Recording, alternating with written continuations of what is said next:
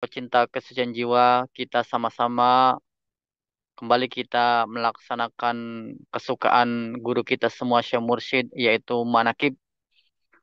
Pada kesempatan malam hari ini saya berdoa kepada Allah senantiasa dengan karomah barokah Abah Awas untuk kepentingan kita semua, khusus pada malam hari ini yang berbahagia Ibu Haja Wastina sekeluarga. Kita doakan beliau senantiasa sehat yang sempurna fisik dan Amin. mental spiritualnya. Amin ya Ditambah-tambah Allah. rezekinya, dijauhkan Amin dari ya Allah. malapetaka mara bahaya, dan juga Amin. hajat-hajat yang baik dikabul oleh Allah Amin ya Subhanahu wa Allah. taala, keluarganya soleh solehah, dan Amin ya juga Allah. diistiqomahkan iman, Islam dan ihsan. Dan Amin ya untuk Allah. kita semua, amin. Al-Fatihah. Amin. Terima A'udzu kasih. billahi minasyaitonir rajim. Bismillahirrahmanirrahim. Alhamdulillahirabbil alamin. Arrahmanir rahim. Maliki yaumiddin. Iyyaka na'budu wa iyyaka nasta'in. Ihdinas siratal mustaqim. Siratal ladzina an'amta 'alaihim ghairil maghdubi 'alaihim waladdallin. Amin. Yang saya hormati para wakil talkin, para petugas manakib, para keluarga besar Manakib Online Internasional di bawah asuhan Bunda Hayawati Mena, dan para pecinta kesucian jiwa dimanapun berada, kita bersyukur bahwa malam ini kita manakib setelah sama-sama kita melaksanakan amaliyah, ibadah saum, kemudian kita sholat maghrib, kita zikir khotaman, kemudian kita sholat tarawih, dan hari ini kita sama-sama manakiban internasional. Ini semua adalah kepercayaan Allah, hakikatnya Allah untuk kita semua melalui wasilah daripada Tuan Syekh. Artinya kita diajar ketergantungan hidup kita tidak hanya ketergantungan dunia. Ketergantungan dunia disebutnya hubbud dunya. Ketergantungan kepada Allah, inilah hakikat yang sebenarnya kita bertorikoh. Kita selalu ketergantungan dengan dunia, hubbud dunya. Baik jabatan, harta, materi, dan sebagainya. Tetapi kita tidak mesti, tidak harus, tidak diajarkan untuk 100% hubud dunya, diimbangi, keseimbangan. Bahkan bagaimana cinta dunia ini menjadikan hakikat kita beribadah kepada Allah. Ketergantungan kita kepada dunia, hakikatnya ketergantungan kita kepada Allah. Dan ini gak mudah. Di luar sana mungkin orang bisa membedakan dua ini antara ketergantungan dunia dan Allah. Seolah-olah ada dua. Tapi kita diajarkan untuk dua-duanya. Artinya dunia ini untuk ibadah kepada Allah. Ketergantungan kita kepada Allah Subhanahu wa taala adalah hakikat. Di balik syariat itu ada hakikat. Kita bicara syariat syahadat, ada hakikat syahadat. Di balik syariatnya sholat, ada hakikatnya sholat. Di balik syariatnya puasa, ada hakikatnya puasa. Di balik syariatnya zakat, ada hakikatnya zakat. Di balik syariatnya umroh haji, ada hakikatnya umroh haji. Di balik syariatnya tayamum, wudu, dan sebagainya, itu ada hakikatnya. Tetapi orang hanya fokus kepada yang sifatnya syariat. Cara sholat betul-betul dipelajari secara syariat. Kalau kita bicara syariat, yang kita butuhkan hanya intelektual, hanya panca indera. Kita melihat, kita mendengarkan bagaimana orang sholat, cara gerakannya, cara berdirinya, cara rukuknya, cara sujudnya, dan seterusnya. Ketika bicara tentang syariat dari semua yang saya sebutkan tadi, kita hanya butuh kekuatan intelektual, panca indera. Tetapi kalau kita bicara tentang hakikat syahadat, hakikat sholat, hakikat puasa, hakikat zakat, hakikat haji umroh, hakikat ibadah-ibadah lain, kita mesti lebih dalam, yaitu yang bisa menangkap adalah kolbu, hati. Jadi kalau kita puasa, secara syariat kita cukup mendengarkan, melihat, kita membaca dengan intelektual kita, dengan panca indera kita, maka kita tahu secara syariat tata cara ibadah puasa. Tetapi berbicara hakikat daripada puasa, itu tidak sebatas itu. Kita lebih dalam, yaitu cara menangkap, cara membacanya, yaitu melalui kolbu. Dan kolbu di sini adalah kolbu yang mesti bersih. Gitu.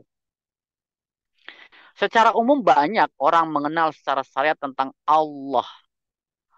Tulisannya ALLOH atau alif lam lam ha Allah. Secara umum, secara syariat, semua orang bisa mengenal Allah dalam konteks tadi. Tetapi secara hakikat, tidak semua orang bisa mengenal Allah. Caranya bagaimana? Caranya adalah mesti lebih dalam orang berbicara hakikat. Maka ada toriko, ada syariah, ada toriko, ada hakikat. Kalau kita bicara hakikat, berarti kolbu. Kolbu yang seperti apa? Kolbu yang bersih. Yang bisa menangkap hakikat Allah. Jadi kolbunya kolbu yang bersih. Bukan kolbu yang mayit atau kolbu yang marid. Bukan kolbu yang sakit atau kolbu yang mati. Tapi kolbu yang hidup. Kolbu yang tazkiyatun nafas. Maka dalam konteks tasawuf, tazkiyatun nafas ini menjadi penting. Membersihkan hati. Dari mana? Dari kotoran-kotoran hati. Apa itu kotoran hati? Semua penyakit di dalam hati kita. Ada dengki, ada cemburu, ada kesel, ada marah, ada sakit hati. Ini yang menjadikan kolbu sakit.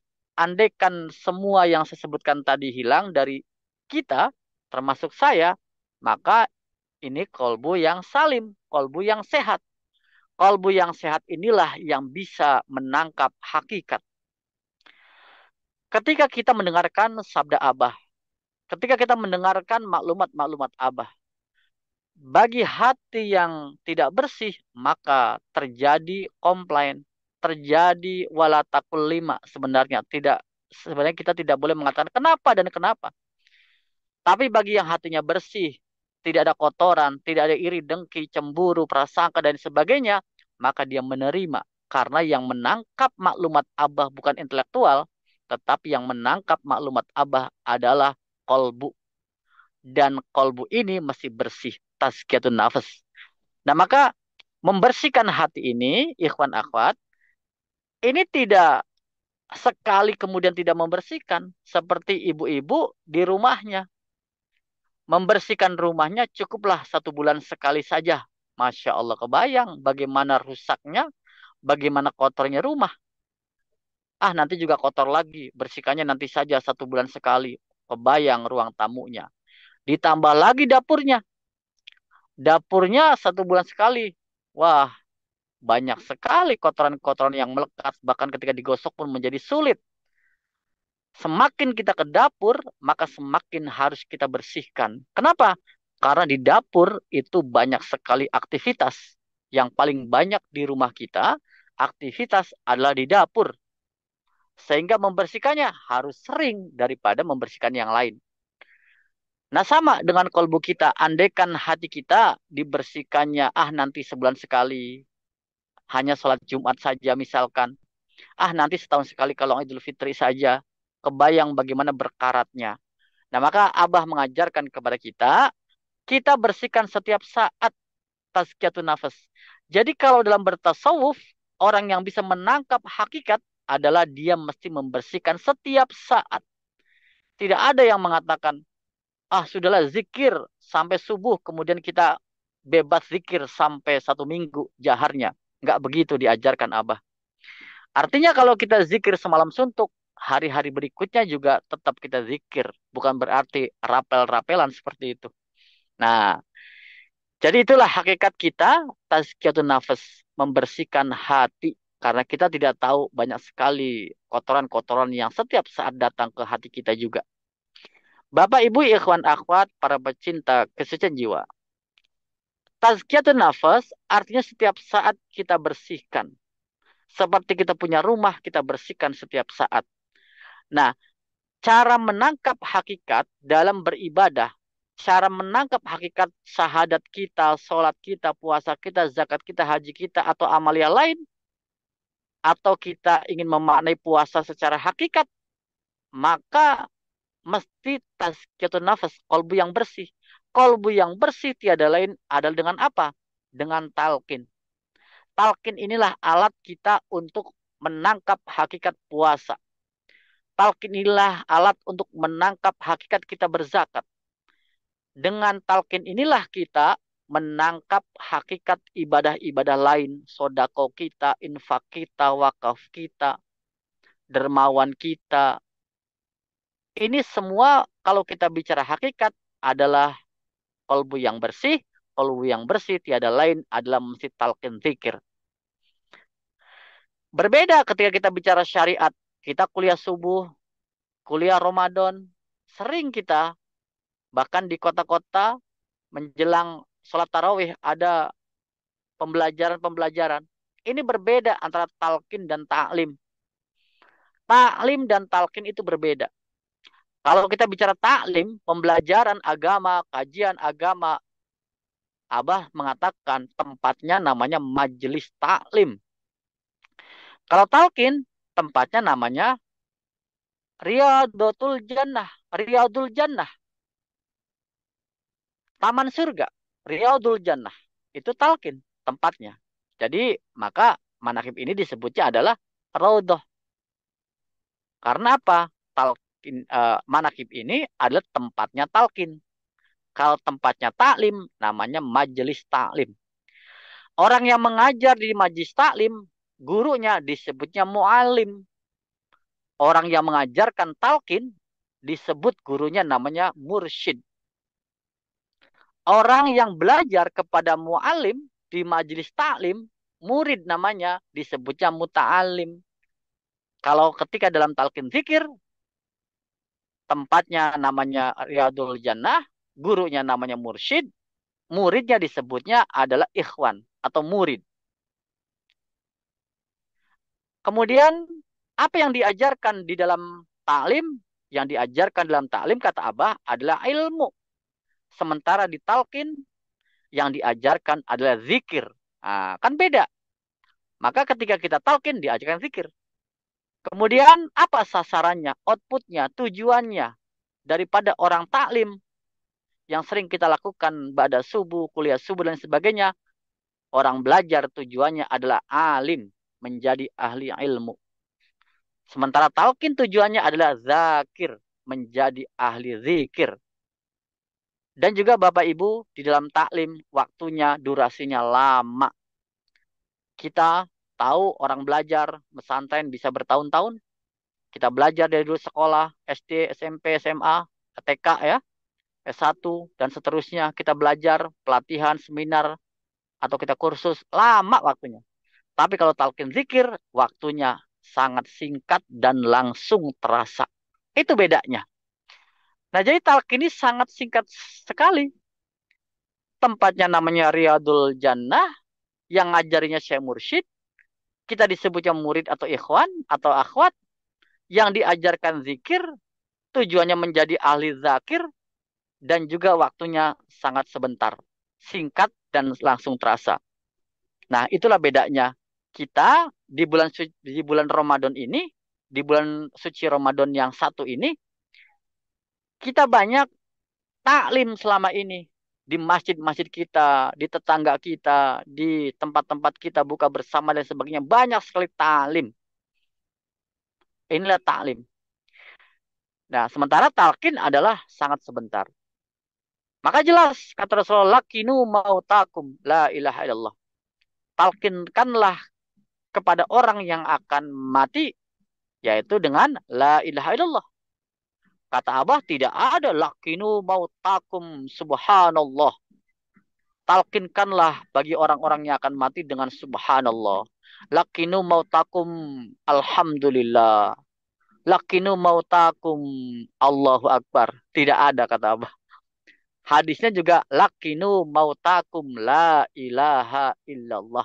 Talqinkanlah bagi di antara kamu, bagi orang-orang yang akan mati dengan la ilaha illallah. Maka jelas Ibu Bapak, sebagaimana dikatakan laqad radhiyallahu 'anil mu'minina idza yubayyi'unaka tahta syajarah. Maka sungguh berbahagialah telah mendapat ridha Allah bagi orang-orang mukmin ketika dia telah berjanji di bawah pohon, yaitu pohon la ilaha illallah. Kita semua sudah punya pohon la ilaha illallah yang ditanamkan. Ucapan kita la ilaha illallah dan nama Allah yang ditanamkan dalam kalbu kita, inilah alat hakikat untuk kita membaca daripada syariat yang kita lakukan. Kita bisa menangkap syariat sholat, dilanjutkan dengan hakikatnya adalah dengan zikir la ilaha illallah dan nama Allah yang ditalkinkan kepada kita semua.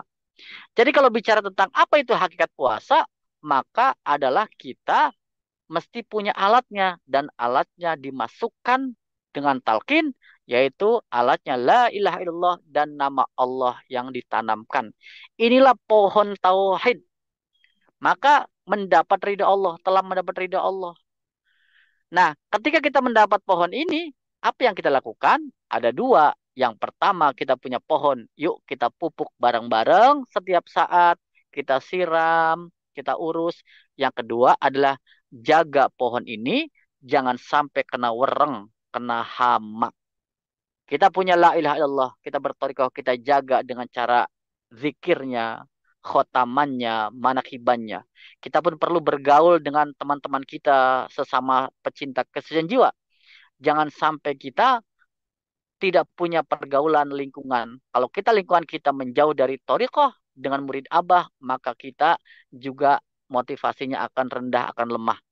Maka penting cara memupuknya, zikir kita, pohon la ilallah ini, kita sering datang di manakiban, baik online ataupun offline. Kita bersuhbah, kita juga membaca sabda-sabda Abah, kita bergaul dengarkan ceramah-ceramah orang-orang mubalik, dai, murid-murid Abah. Kemudian jaga orang kita, jangan sampai pohon itu kena ulet, kena hama, kena serangga yang merusak, netizen-netizen yang merusak keyakinan kita, yang membuat kita menjauh, melemah. Ini perlu kita jaga. Maka cara menjaganya adalah kita ingat bahwa disitulah orang selalu ada. Nah, sehingga apa? Kalau sudah dipupuk, disemai, kemudian juga dijaga dari orang, kemudian juga kita sirami, maka inilah kita punya alat hakikat. Alat menangkap hakikat dari semua amalia syariat kita yang kita lakukan dari kecil sampai hari ini. Jadi, inilah kita berbicara hakikat. Hakikat Ramadan, hakikat puasa, hakikat kehidupan kita, dan ini menjadi nikmat karena kita menjadi orang-orang yang telah mendapat ridha Allah Subhanahu wa taala. Ibu bapak, ikhwan akhwat, para pecinta kesucian jiwa dimanapun berada, senantiasa dengan karomah barokah abaos, kita diberikan kemampuan, kemudahan untuk bagaimana membersihkan kolbu kita, dan juga kolbu kita bisa menangkap hakikat-hakikat, sinyal-sinyal ilahiyah untuk keselamatan kehidupan kita, baik di dunia dan akhirat. Amin ya Allah, ya Rabbal Alamin. Sekali lagi saya berdoa kepada Allah pada malam hari ini untuk yang berbahagia pemangku manaqib Ibu Hajah Wastina sekeluarga, dan kita semua diberikan keberkahan, kemudahan, Ya Allah. diberikan senantiasa naungan dari Allah Subhanahu wa taala untuk keluarganya melalui Amin. wasilah daripada Tuan Syekh Muhammad Abdul Ghaffar Masnul. Amin ya Allah, amin. Al-Fatihah. A'udzu Terima billahi kasih. minasyaitonir rajim. Bismillahirrahmanirrahim. Alhamdulillah rabbil alamin arrahmanir rahim maliki yaumiddin iyyaka na'budu wa iyyaka nasta'in. Ihdinas siratal mustaqim siratal ladzina an'amta 'alaihim ghairil maghdubi 'alaihim waladdallin. Amin. Amin ya Allah ya rabbal alamin. Terima kasih, mohon maaf. Terima kasih Abah. Wassalamualaikum warahmatullahi wabarakatuh. Waalaikumsalam. Waalaikumsalam warahmatullahi wabarakatuh.